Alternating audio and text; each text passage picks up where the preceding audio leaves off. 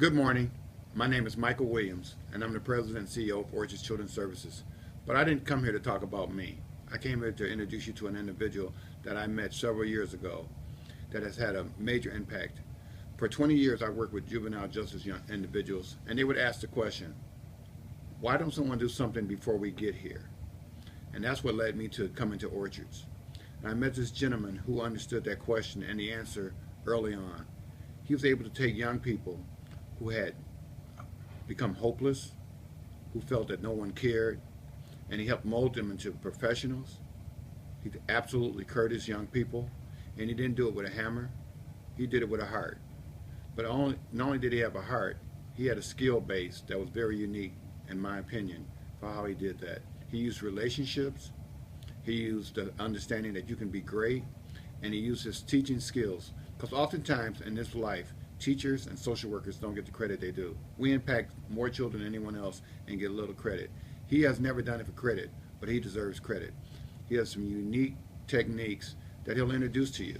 He'll introduce you to some questions, but more importantly, he'll provide some answers. But ultimately, he'll empower you to make sure that you can have the impact that you chose this profession to do, and that you will have an impact on the future of our young people.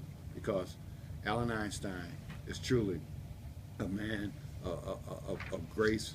He also understood how you need to connect. So his connections in the community are varied.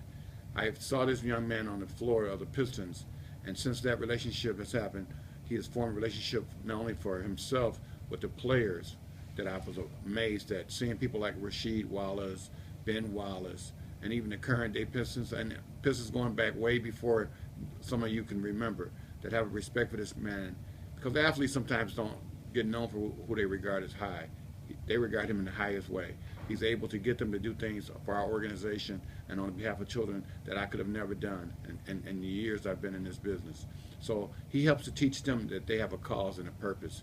And by utilization of Alan, our kids have been exposed to things through the Pistons and through other organizations that he's been a part of that we never, to actually come down to the floor, to take pictures with those individuals.